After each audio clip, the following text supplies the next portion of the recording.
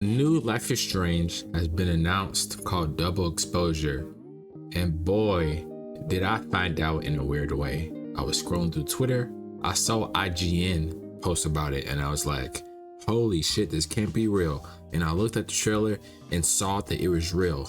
I'm gonna be going through everything I thought about it, all the things I caught in it, and I have a theory that I'm actually gonna be talking about. I guess you call it a theory. It's about the owl and the symbolism of that owl and what it means for the story. And also, before I start, I just want to say, take everything I say here with a grain of salt. Everything I say here, it's just a theory. Let's get into it. The first thing I caught when looking at this is how different, of course, the graphics, but Max herself looks so unrecognizable.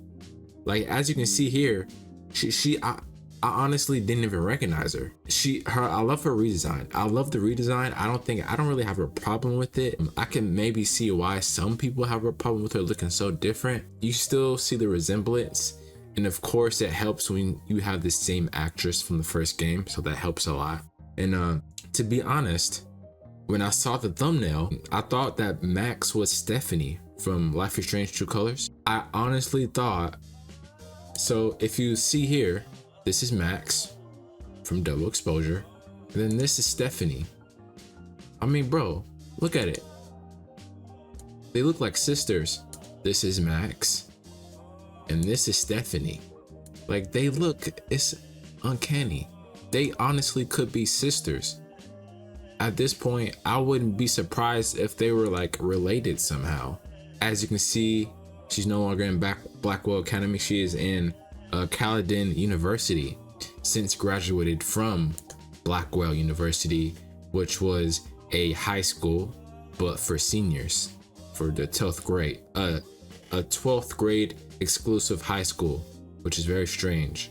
And she also vowed to never use her powers again, but now has a new power where she can go into parallel realities, which was most likely a reference to the Life is Strange comic book, where she goes into different parallel realities in the comic book to stabilize her powers, because if she doesn't, her powers will rip her apart.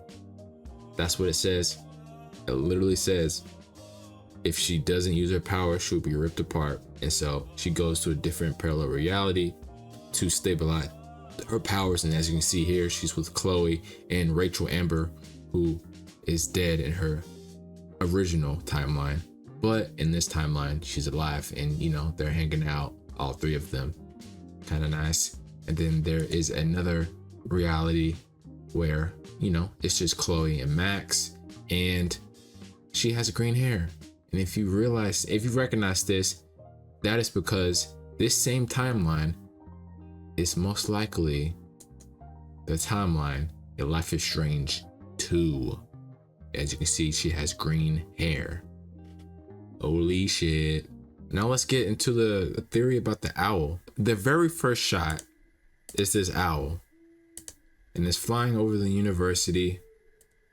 And then you also see the owl right here, and seeing Max walking through this trail right before she hears some gunshots, turns her head, and finds out that her friend is dead.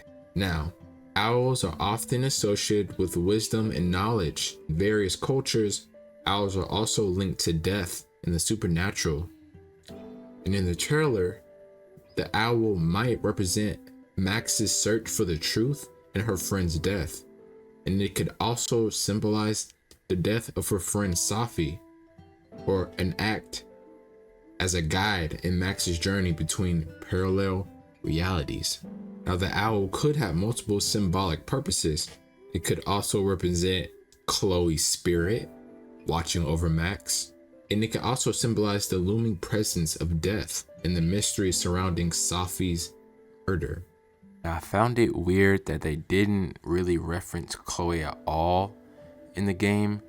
I really have two theories on maybe why they didn't. First one, Chloe Price doesn't exist in this parallel reality. This is simply a reality that Max is in where Chloe just doesn't exist, and it's just Sophie, and Sophie is the new Chloe Price. But I hope that's not it.